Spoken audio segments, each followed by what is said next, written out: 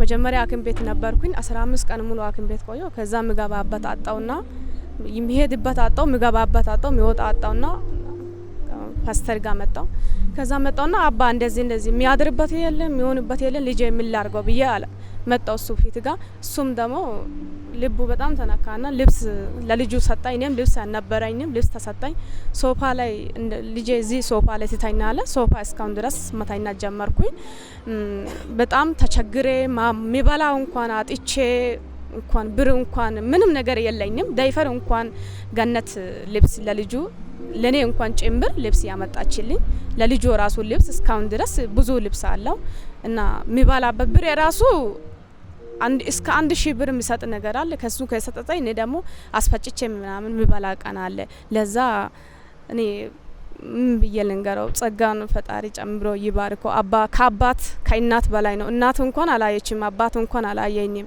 የወደኩበት ያነሳ አባይ ነው ከዚህ የበለጠ አሁን ልጁ 3 አመት ሆኖታል ትምርት እንኳን አሁን ሲመጣ አስገብቼ ነው የመጣው ፊተል አስገብቼ ነው የመጣው እሱ መጀመሪያ እግዚአብሔር በሱ ረዳታ ነው እስካሁን ልጄ ወደዚህ የቆየው እኔ እንኳን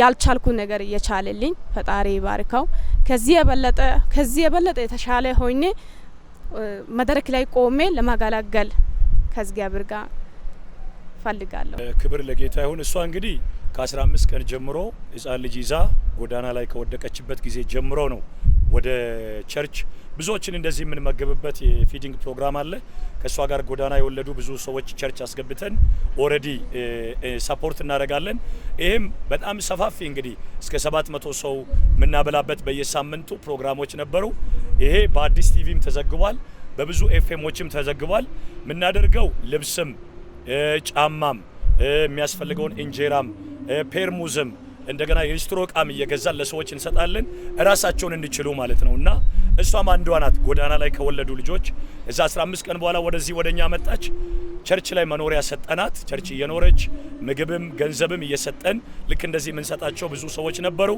ወንጌል በዛ መልኩ እየሰራን አሁን ልጇ አድጋ ትምህርት ቤት ልደርስ ጫፉናለች በዚህ በቆርቆሮ ስታዩ በጣም ብዙ ሰዎች ቆርቆሮ ውስጥ የሚኖሩ ሰዎች አሉ ልክ አሁንም ማለት ነው ከ200 እስከ 300 ሰዎች በየቀኑ ቸርች ውስጥ ያድራሉ በየቀኑ እና ከነዛ መካከል አንዷ 9 አመት ሆኗታል ከኛ ጋር ልጆቿ 9 አመት ነበሩ አሁን 18 አመት ሆነው አረብ ሀገር ለስራ የሄደች ልጅ ያላት እናት አለች በወደዚያ በኩል ማለት ነው እዛ ቆርቆሮ ውስጥ እንደዚህ ብዙ ሰዎች አሉ ከኛ ጋር የሚኖሩና እግዚአብሔር ይሄንን በር ከፍቶልናል ይሄ ሰፋፊ በየሳምንቱ ከምናደርገው የምገባ ፕሮግራም ባሻገር ዳቦ ይዘን ወተን ደግሞ በየከተማው የምናድልበትን ፕሮግራም አለ ለምን በእኛ አንድ ሰው 2 ቀንና 3 ቀን መረዳት ከቻለ ሌላውን ደግሞ እግዚአብሔር ተአምር ያደርጋል የሚል ትልቅ አመለካከት አለንና በዚህ ዘመን እግዚአብሔር ወንጌል ከፍቶልናል በእውነት ይሄን ስንሰራ ሃይማኖት እያየን አይደለም ኦርቶዶክስ ሆነ ሙስሊም ሆነ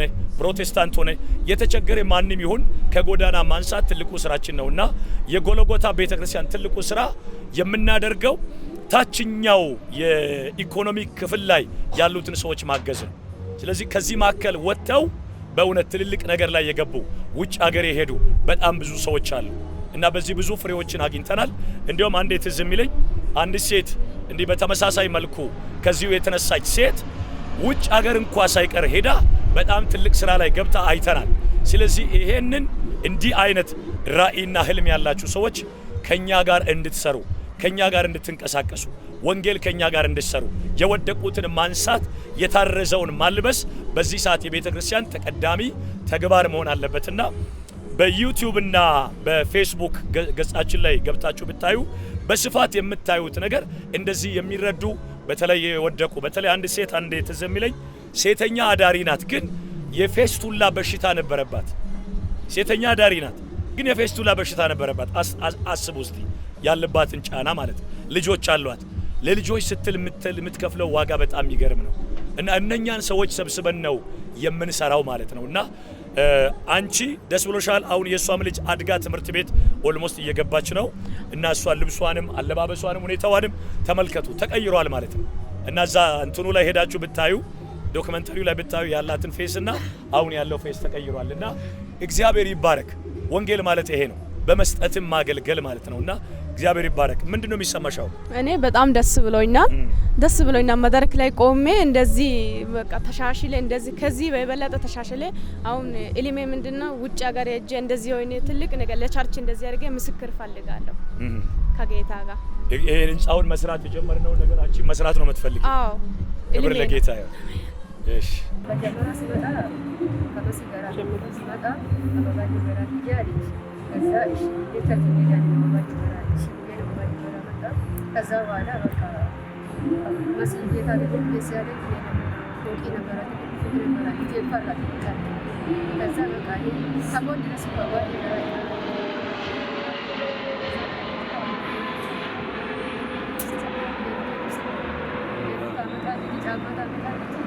እሱ ነው የአባት በላይ እሱ ያሳደገን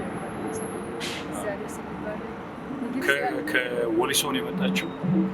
ከወሊሶ ነው የመጣችው። ባሏም ልጇን ወስደሽ ጣይ ብሏት እዛ ጊዜ መንገድ ላይ ጎዳና ላይ ያገኘናት።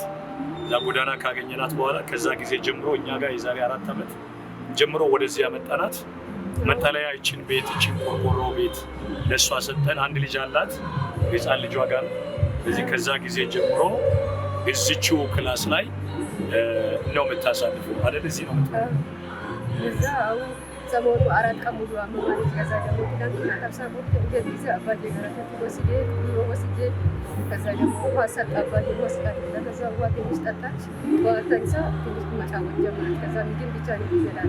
ትንሽ አሟት ነበረ።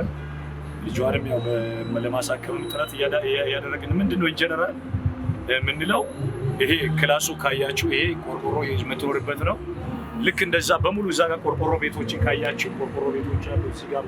እነኛ ቆርቆሮ ቤቶች ላይ ቢያንስ በአንድ ቀን እስከ 200-300 ሰዎች ያድራሉ። እስከ 200-300 ሰዎች ያድራሉ በአንድ ቀን ማለት ነው። ለዚህ እሷ አንድ ልጅ አላት። ሌላም እነዚህ ወደዛ አካባቢ ከኛ ጋር 9 ዓመት የቆዩ አሉ። አሁን 18 ዓመት ልጆቿ ደርሶ አረብ ሀገር ሄደዋል። የ5 ልጆች እናት ናት እና ልጆቿ ደርሶ እዛ ጋር ከሄዳችሁ ቆርቆሮ ይታያል። እዛ ጋርም አሉ እና እንደዚህ በጣም ብዙ ሰዎች አሉ። እሷ 4 ዓመት 5 ዓመት ከወሊሶ ከመጣች ጊዜ ጀምሮ ከኛ ጋር ነው ያሳለፈችው። ሳል ልጇንም እዚህ ነው የምታሳልፈው። ምግቡንም መጠለያውንም የሚያስፈልገውን ነገር እየሰጠን እዚህ ከኛ ጋር ቆይታለች። እንግዲህ እግዚአብሔር ይመስገን ለወንጌል ይሄ እግዚአብሔር ነው ሁሉን ነገር የሚሰራ ትውልድን የሚቀይር እግዚአብሔር ነው እና አንቺንም አግዞሻል አይደል? እግዚአብሔር የምትይው ነገር አለ?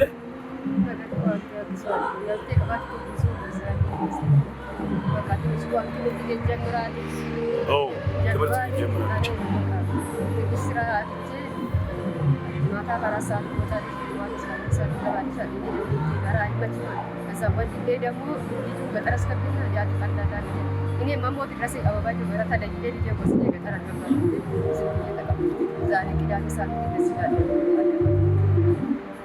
ክብር ለጌታ ይሁን። አታልቅሽ።